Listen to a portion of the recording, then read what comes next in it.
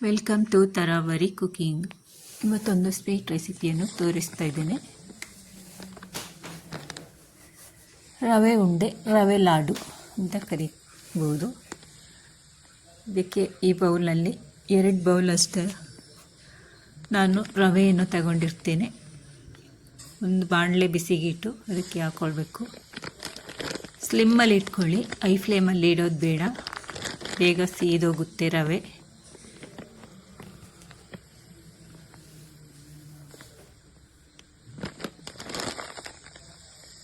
ನಾನು 2 ಬೌಲ್ ಆಗುವಷ್ಟು ರವೆಯನ್ನು ತಗೊಂಡಿರುತ್ತೇನೆ.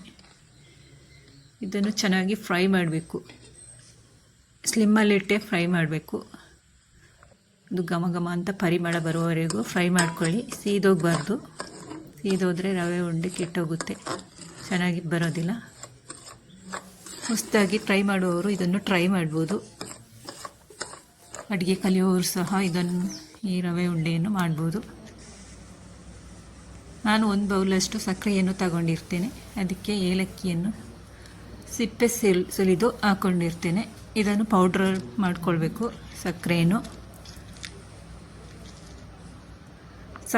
ಹಾಗೆ ಹಾಕಿದರೆ ಕರಗಲ್ಲ ಬೇಗ, ಅದು ಸಕ್ಕರೆ ಹಾಗೇನೇ ಇರುತ್ತೆ.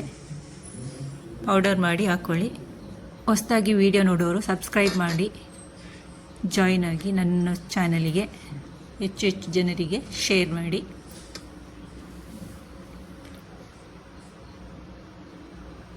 ಎಲ್ಲವನ್ನು ನೀಟಾಗಿ ಫ್ರೈ ಮಾಡಿ ಇದಕ್ಕೆ 1 ಬೌಲ್ ಆಗುವಷ್ಟು ತೆಂಗಿನ ತುರಿಯನ್ನು ಹಾಕ್ಕೊಂಡಿರ್ತೇನೆ. ಇದು ಹಸಿ ತೆಂಗಿನ ತುರಿ ಅಲ್ಲ, ಡ್ರೈ ಕೊಕೊನಟ್ ಪೌಡರ್.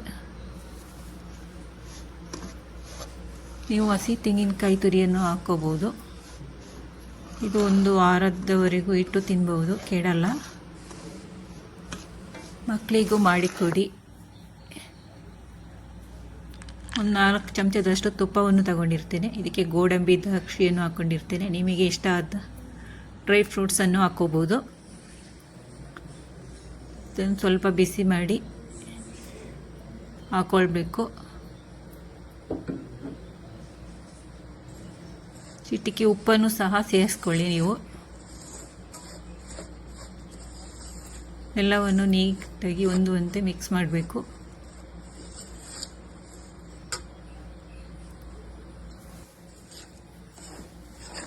ಇದು 15-20 ನಿಮಿಷದಲ್ಲೆಲ್ಲ ಆಗುತ್ತೆ ಈ ರವೆ ಉಂಡೆ. ಹೆಚ್ಚೇನು ಟೈಮ್ ಬೇಡ ಇದಕ್ಕೆ. ಸ್ವೀಟ್ ತಿನ್ನಬೇಕಂದಾಗ ಇದನ್ನು ಮಾಡ್ಕೊಳ್ಬೋದು. ಒಂದು ಅರ್ಧ ಕಪ್ಪಷ್ಟು ಅದೇ ಕಪ್ಪಲ್ಲಿ ಬೌಲಲ್ಲಿ ಹಾಲು ತಗೊಂಡಿರ್ತೇನೆ. ತುಂಬ ಹಾಕೋದೇನು ಬೇಡ, ಮುದ್ದೆ ಆಗುತ್ತೆ ಉಪ್ಪಿಟ್ಟು ಥರ. ಇದು ಸರಿಯಾದ ಅಳತೆ. ಎಲ್ಲವನ್ನು ನೀಟಾಗಿ ಮಿಕ್ಸ್ ಮಾಡಿಕೊಳ್ಬೇಕು. ಸ್ವಲ್ಪ ಆರಬೇಕು. ಆರಿದ ನಂತರ ಉಂಡೆ ಕಟ್ಕೊಳ್ಳಿ. ಬಿಸಿ ಇರುವಾಗ ಉಂಡೆ ಕಟ್ಟಕ್ಕೆ ಹೋಗಬೇಡಿ. ಸ್ವಲ್ಪ ರವೆಯನ್ನು ದಪ್ಪ ಆಗುತ್ತೆ ಹಾಲು ಹಾಕಿದ ನಂತರ.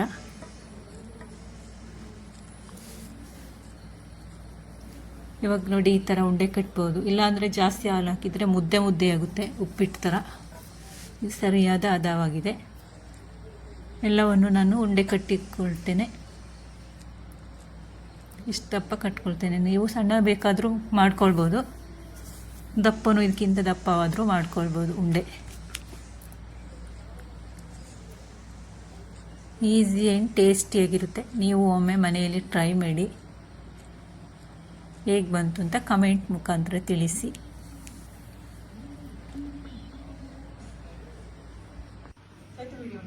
ಫೈನಲಿ ಈ ಥರ ರೆಡಿಯಾಗಿದೆ ನೋಡಿ ನಮ್ಮ ರವೆ ಉಂಡೆ. Thank you for watching. ಎಲ್ಲರಿಗೂ ಬಾಯ್ ಬಾಯ್.